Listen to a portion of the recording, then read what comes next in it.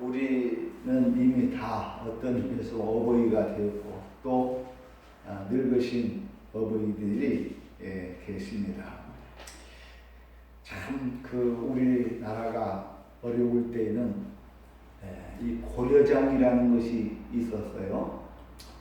그래서 부모님이 나이가 드시고 너무 어렵고 힘든 그런 때에 어쩔 수 없이 부모님을 지게 지고 이렇게 산에다가 깊은 산골에다가 이렇게 버리고 오는 그런 시대도 있었습니다. 세월이 많이 좋아졌죠. 많이 좋아졌지만은 어떻게 보면은 그 고려장의 현상은 지금도 재현되고 있다, 이렇게 말씀을 드릴 수 있습니다.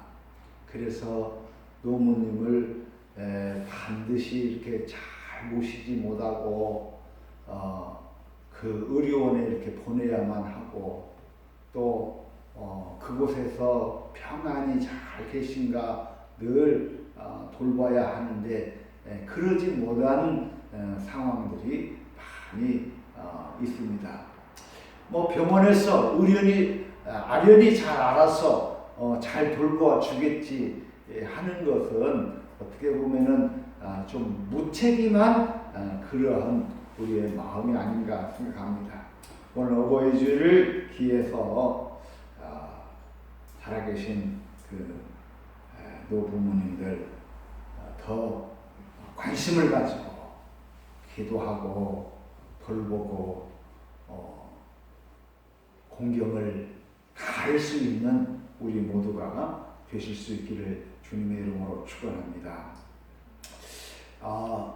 우리가 믿는 하나님, 우리 기독교는 그 근본 밑바탕은 교회에 있습니다. 하나님을 사랑하고 하나님을 공경하고 또 우리 인간에게 주신 계명 중에서 첫 번째 계명이 내 부모를 공경하라 했습니다. 이 계명은 특별히 약속을 주셨어요. 어떤 약속? 내가 부모를 잘 공경하면은 너도 이 땅에서 장수하리라, 이렇게 약속을 주셨어요.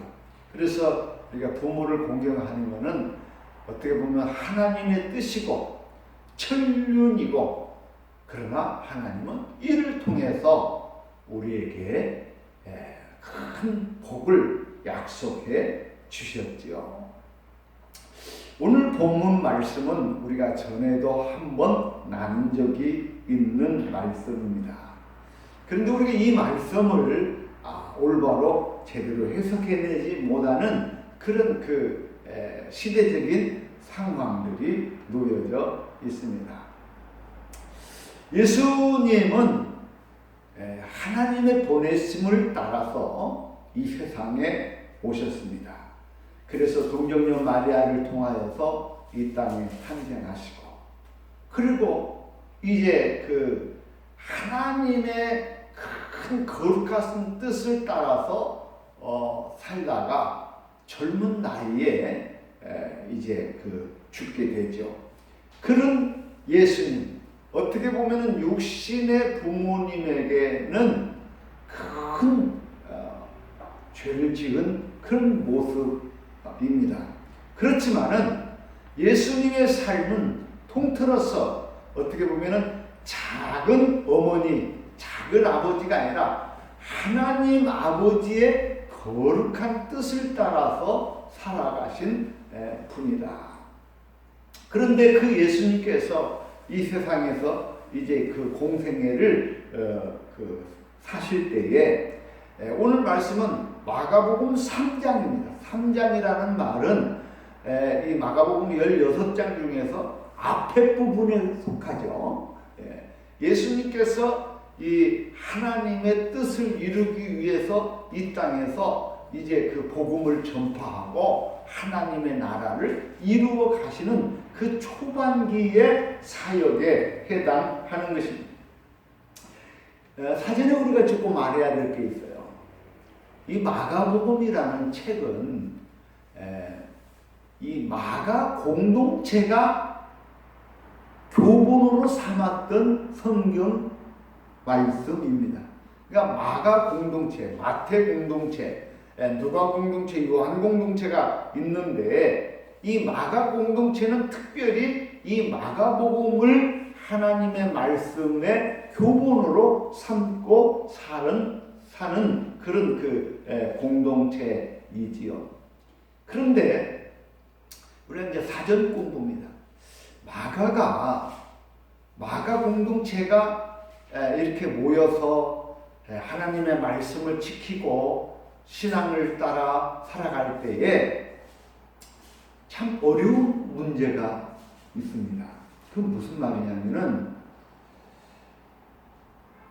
이 공동체가 존속하는데 예수님의 친형제 자매들, 예수님의 부모님, 그 친척들이 같이 이렇게 공동체에 들어와 있어요.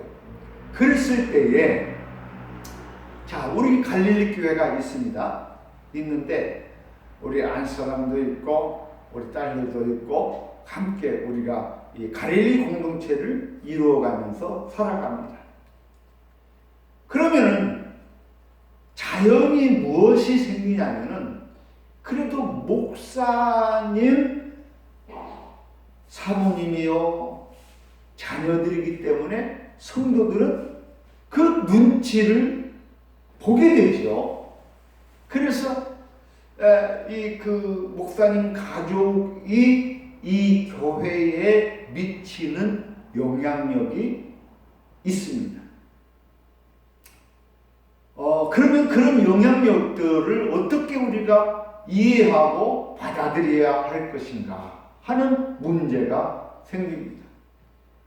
그런가 하면은 이 공동체 안에는 어떤 분은 이제 주님께서 하나님의 나라를 이루실 때에 예루살렘에 들어가서 하나님의 나라를 이루실 때 그때에 하나는 오른편에 하나는 왼편에 앉게 해주십시오 하는 그런 권력 지향적인 제자들, 사람들도 있는 것입니다. 그래서 많은 공동체들이 또 오늘 현대에서 많은 교회들이 갖고 있는 그 함정, 그 딜레마가 그런 거예요. 그래서 서로가 자기들이 어떤 그 당파들을 만들어서 나는 장로로 만들어주세요.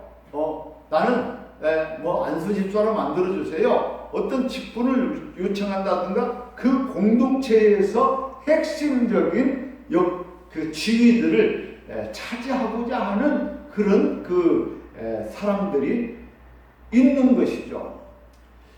그랬을 때에 이 마가 공동체에서도 이 문제가 상당히 심각한 문제입니다. 그래서 이들이 이제 이 마가 공동체를 이루고 살 때에 예수님께서 전해주신 그 말씀을 교본으로 삼아서 오늘 우리 교회 공동체가 어떻게 자리하고 어떻게 신앙생활하고 어떻게 섬김의 길을 가야 할 것인가 하는 그것을 말씀해 주고 있는 것입니다. 오늘 본문의 말씀의 줄거리는 그렇습니다.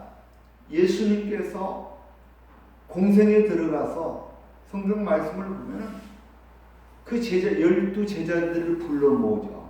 12제자들을 이렇게 바로 여기 3장에서 보면은 그 원하시는 제자들을 불러 모으는 장면이 있습니다. 13절에 보면은 또 산에 오르사 자기가 원하는 자들을 부르시니 나아온지라 이에 12를 세우셨으니 이는 자기와 함께 있게 하시고 또 보내사 전도도 하며 귀신을 내쫓는 권능도 가지게 하려 하심이라.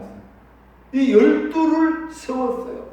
그래서 그 제자들을 중심으로 해서 복음을 전하게 하고 귀신을 쫓아내고 권능도 행하게 하고 이렇게 제자들을 불러 모았죠. 그런데 그 바로 뒤에 이어서 이제 이 그 상황이 전개됩니다. 예수님이 얼마나 열심히 복음을 전했는지 제자들을 데리고 복음을 전하는데 오늘 그 말씀 앞에 보면은 그 20절 말씀에 보면은 이렇게 말합니다. 집에 들어가시니 무리가 다시 모임으로 식사할 겨를도 없는지라. 그러니까 예수님의 사역이 얼마나 바쁘고 힘든지 집에 들어가서 쉴 시간이 없어요. 심지어 밥 먹을 시간도 없이 그렇게 열심히 복음의 사역을 이루었습니다. 왜? 예수님은 이 세상에 오신 그 목적을 아는데 하나님께서 예수님을 보내신 그 목적은 바로 이 땅에서 하나님의 나라를 이루어서 하나님께 영광 돌리는 그 아름다운 신앙의 공동체를 이루기 위해서 그 예수님을 보내주셨거든요. 그래서 예수님은 자기 생애 동안에 이 일을 이루기 위해서 열심히 일을 한 거예요. 밥 먹을 겨를도 없이 열심히 일을 했습니다. 얼마나 훌륭하신 분입니까? 어떻게 보면 그런 말씀을 하는 사람들이 있어요. 인생은 굵고 짧게. 그런데 요즘은 좀 그렇지 않은 것 같아요. 하여튼 오래 사는 것이 복이죠. 우리 이순근 의원님, 오래 사는 것이 복이죠. 아무튼 인생은 굵고 짧게 살아야 된다는 그런 얘기예요. 그건 뭐냐면은 내가 한순간 이 세상에 왔다 가는데 그냥 그 이름 없이 그냥 있다가 사라지는 존재가 아니라 이 땅에서 무언가를 남기고 가야 된다는 그런 말이죠. 그런데 예수님의 삶은 어떻게 보면 짧고 굵게 사신 것 같아요. 그래서 이 세상에 와서 밥 먹을 시간도 없이 열심히 복음을 전하고 열심히 일을 했어요. 그런데 문제는 이런 겁니다. 우리가 사는 세상이 다 똑같지만은 아무리 일을 하고 아무리 열심히 해도요, 사람이 두 종류 사람이 있어요. 어떤 사람은 그것을 알고 인정해 주는 사람이 있어요. 야, 우리 강 목사님 그래도 괜찮구나, 열심히 잘하는구나 하는 사람이 있는가 하면은 어떤 사람은 아이고 너 왜 이렇게 일을 못해?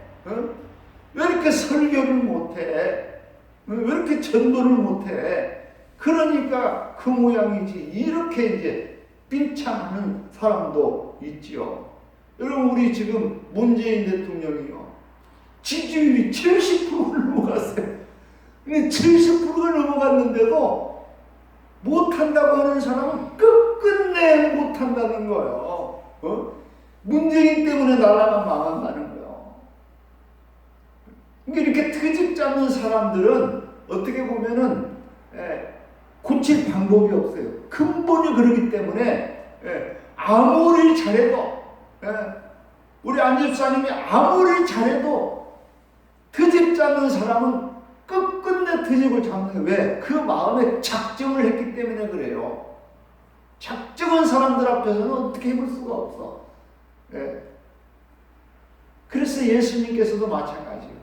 열심히 복음을 전하고 하나님의 나라를 이루어가는데 이 어떤 사람들은 예수님을 존경하고 쫓고, 그래서 이 오늘 말씀에서도 보면은 수많은 사람들이 예수님을 따라오는 거예요.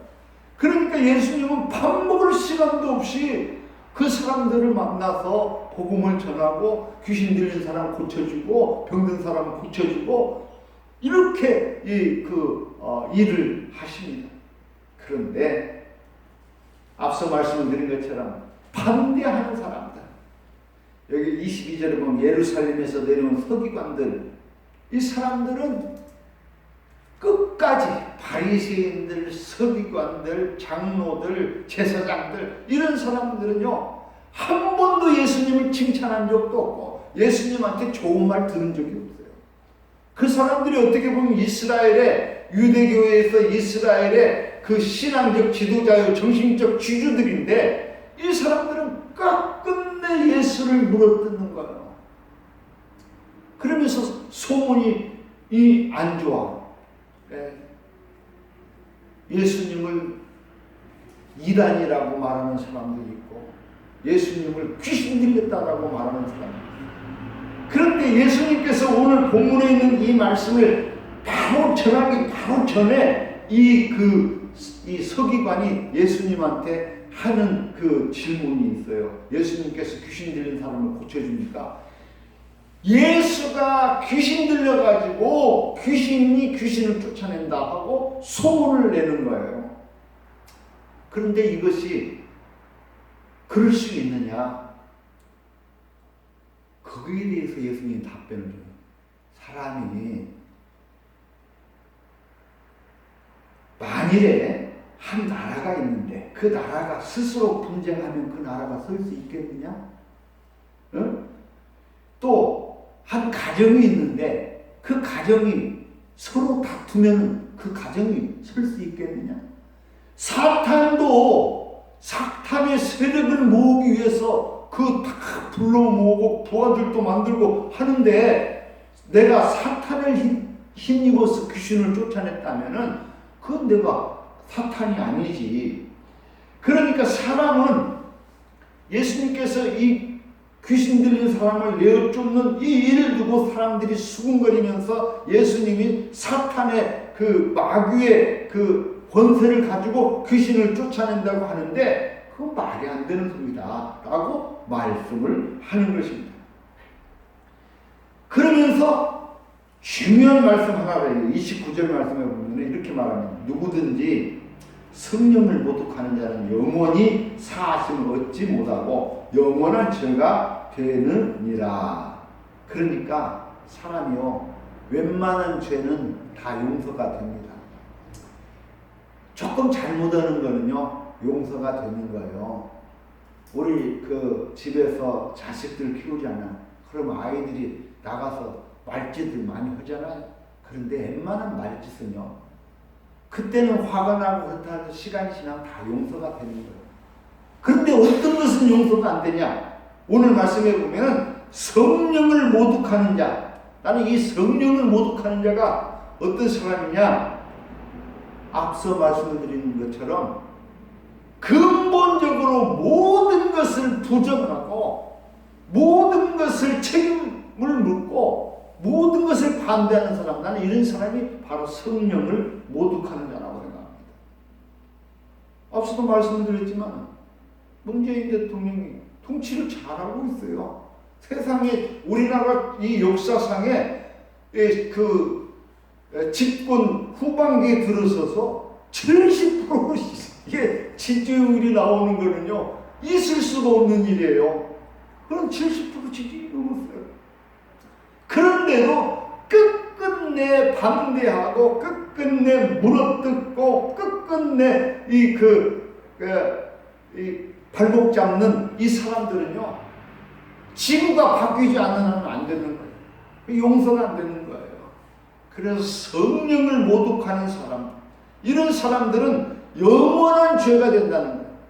예수님께서 이 세상에 오셔서 얼마나 많은 복음을 전하시고 하나님의 일을 이루었습니까?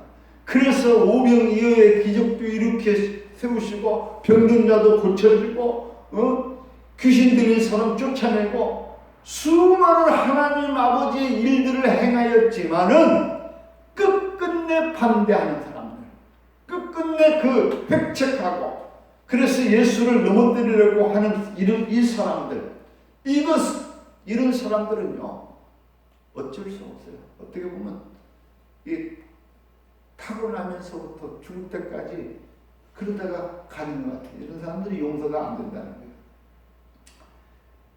그러면 이렇게 소문이 나는 거예요.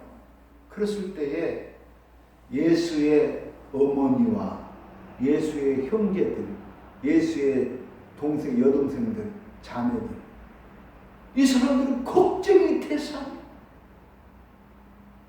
아니 우리 오빠가, 우리 아들이 욕 좀 안 먹고 손가락질 안 당하고 어려운 일 안 당하면 좋겠는데 그냥 평범하게 살지 왜 복음을 전하고 왜 하나님의 나라를 이룬다고 이렇게 일을 하면서 사람들의 손가락질을 받고 욕을 얻어먹고 그 잘못되면은 어떡합니까? 감옥 가고 죽게 될 수도 있는데 그래서 어머니하고 그 형제들 그 누이들이 너무 염려가 되니까 예수님을 만나러 왔어요. 와가지고 보니까 예수님이 이렇게 이제 집에서 귀신을 쫓아내고 복음을 전하고 합니다. 어머니랑은 형제들은 안타까운 마음에 밖에서 사람을 보내가지고 그 어머니가 왔으니까 잠깐 좀 나와서 보라고 하라고 이렇게 말합니다. 그런데 그때 예수님의 말씀이 참 우리가 이제 정말 돌이켜볼 수 있는 말씀을 하는 거예요. 누가 내 어머니이고 누가 내 동생들이냐 하고 이렇게 묻는 거예요. 참 어떻게 보면은 이 말이 어머니로서 또는 형제들로서 참 어처구니 없는 그런 그 말씀일 것입니다. 그런데 그러면서 이어서 주시는 말씀이 누구든지 하나님의 뜻대로 행하는 자가 내 형제요 자매요 어머니니라 이렇게 말합니다. 여러분 우리 기독교는요 근본이 효도에 있어요. 하나님께서 이스라엘 백성들에게 10가지 계명을 주셨는데 우리 사람과 맺은 첫 번째 계명이 내 부모를 공경하라입니다. 예수님도 부모님의 공경에 대해서 깊은 마음이 저는 있다고 봅니다. 그래서 요한복음에서 보면은 요한복음에서 예수님께서 붙잡혀 가시기 전에 이제 제자들에게 부탁을 합니다. 봐라, 이 여인을 봐라, 내 어머니라 하면서 어머니를 이 제자들에게 부탁을 합니다. 그것은 예수님도 그 부모님에 대한 이 마음이 있는 거예요. 누가복음에서도 똑같은 그 말씀들 속에서 내 어머니요, 내 형제들이요, 이들은 다 하나님의 일을 하느니라 이런 말씀도 합니다. 그러니까 예수의 형제들과 부모님도 다 하나님의 일을 하는 사람들이라는 거예요. 오늘 본문 말씀에서 가장 중요한 핵심이 뭐냐? 누가 내 형제요? 누가 내 부모님이냐? 누구든지 하나님의 뜻대로 행하는 자. 여기서는 누구든지입니다. 누구든지라는 말은 특정한 누구 대상이 있는 게 아니라 어느 사람이든지 누구든지 간에 그 하나님의 뜻대로 하는 사람이 내 형제고 내 자매니라. 전에 제가 그런 말씀을 한번 한 적이 있습니다. 오늘 우리는요, 우리가 신앙생활 하는데 특별히 이 21세기를 살아가는 저희들, 어떻게 보면 가정이 우리의 삶의 기본 토대입니다. 그런데 이 가정이라는 이 기본 토대가 무너져가는 이때에 가정의 소중함이 얼마나 큽니까? 그래서 이 가정을 이루기 위해서 우리는 많은 애를 쓰고 수고를 합니다. 가정을 든든히 세워야죠. 할렐루야. 그 믿음을 가지시기 바랍니다. 그런데 지금 예수님은 내 개인의 가정만을 두고 말하지 않아요. 예수님이 꿈꾸고 예수님이 계획하고 예수님이 소망하는 그 가정은요, 그냥 우리 가정이라는 소화적 가정을 말하는 것이 아닌 것 같아요. 그래서 예수님께서 꿈꾸고 계획하는 그 가정은 뭐냐? 궁극적으로 하나님의 나라입니다. 우리 공동체가, 우리 신앙의 공동체가 그 믿음을 가지고 하나님의 나라를 확장해 간다면 이것이야말로 하나님께서 가장 크게 기뻐하시는 그 믿음의 공동체가 됩니다. 우리는 그 공동체를 내 가정이라는 조금 소화적 그 가정에다 두고 우리가 살아갈 때 오히려 내 가정이 든든하게 잘 서면 될 것 같지만 여러분 그렇지 않은 거예요. 왜? 우리 갈릴리 공동체 또 옆에 있는 작은 공동체들, 믿음의 공동체들 이런 것들이 연대해서 그 공동체들이 건강하고 그래서 그 공동체 안에 있는 사람들은 누구나가 다 하나님의 나라를 이루는 아름답고 복된 삶을 사는 거예요. 그래서 남녀노소 가릴 것 없이 그 공동체를 통해서 자아를 실현해가고 내 평안과 안녕을 이루어가고 또 궁극적으로는 그런 작은 믿음의 공동체들을 통해서 하나님의 나라가 확장되어지는 것. 그래서 이것은 보단 우리 지역사회뿐만 아니라 우리 나라뿐만 아니라 전 세계적으로 이런 믿음의 공동체를 튼튼히 세워갈 때에 비로소 하나님의 나라가 이 땅에 정착되어질 줄로 믿습니다. 그런데 오늘 우리 이 21세기를 살아가는 우리는 그 너무 오랫동안에 이 세뇌가 되어져 있어서 그 작은 가정 공동체만이 최고의 행복한 공동체로 우리가 인식하고 있다는 거예요. 그런데 우리 사랑하는 형제자매 여러분 한번 생각해 보세요. 우리가 정말 예수님의 이 복음으로 예수님의 이 사랑의 마음으로 우리가 서로 사랑하고 서로 아끼고 서로 돌보고 서로 우애하는 그런 믿음의 공동체를 이룬다면 우리가 이 땅을 살면서 무엇이 염려스럽고 무엇을 두려워하고 무엇을 어려워할 것이 무엇이 있겠습니까? 저는 우리 갈릴리 교회가요 작지만은 그 작은 소수가 이 믿음으로 이 하나님의 사랑으로 우리가 똘똘똘 뭉쳐진다면은 그러면은 우리는 두려울 것이 없어요. 여러분 우리가 100명만 모이면은 우리는 정말로 이 땅에서 어마어마한 하나님의 일을 행할 것입니다. 사랑하는 성도 여러분 이 소망을 가지실 수 있기를 바랍니다. 예?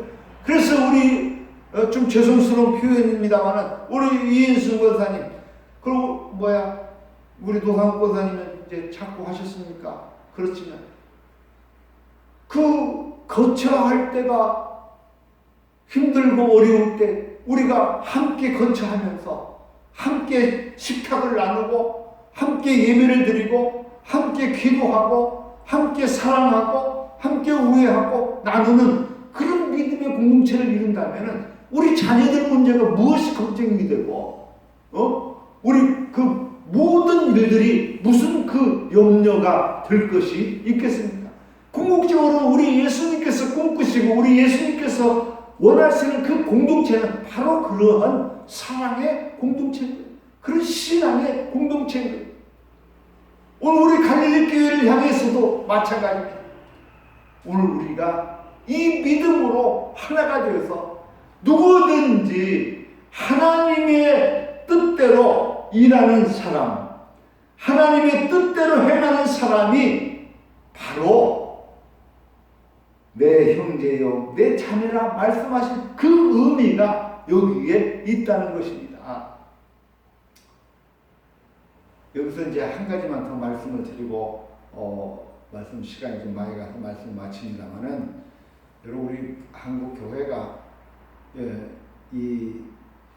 우리는 이제 개신교인데 한국 교회가 믿음을 강조하다 보니까 이 행함이라는 것을 자꾸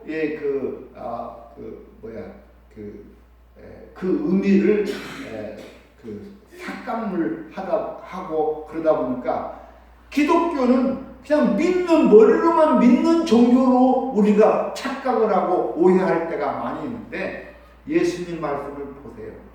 그 예수님 말씀을 보면은 모든 말씀들 중에 열매를 맺어야 하나님 나라에 들어간다. 무엇이든지 그대로 행하는 사람이 하나님의 자녀들이다. 오늘 말씀도 하나님 뜻대로 행하는 사람이라야 천국의 하나님의 형제의 자매다. 마태복음 산상수훈에서도 누구든지 이 말씀을 듣고 행하는 사람이 뭐하는 사람? 반석 위에 집을 짓는 자가, 이렇게 말씀합니다. 그러니까 우리 믿음은 그냥 머리로 믿는 것이 아니라 믿는 대로 행하는 것이죠. 여러분, 모든 것은 믿는 만큼 행하는 거예요. 그런데 믿기만 하고 행하지 않는 것은 바른 믿음이 아니라는 겁니다. 우리 예수님은 오늘 우리에게 이 점을 분명히 말씀하고 있어요. 사랑하는 성도들, 오늘 우리가 하나님의 뜻대로 행하는 자들이 되실 수 있기를 바랍니다. 하나님의 뜻이 무엇입니까? 하나님의 뜻은 우리가 서로 믿음으로 사랑의 공동체를 이루고 하나님께 영광 돌리는 그것을 하나님은 원하시는 줄로 믿습니다. 이 일을 위해서 우리가 함께 기도하고 함께 하나가 되고 서로 사랑하는 우리 모두가 되실 수 있기를 주의 이름으로 축원합니다. 기도합니다. 사랑의 하나님, 감사합니다. 오늘 우리 갈릴리 교회가 이 믿음의 교회가 되게 하셔서 작은 가정이 아니라 온 세계를 품어내는 큰 믿음의 가정을 이루게 하여 주옵소서. 예수님 이름으로 기도하옵나이다. 아멘.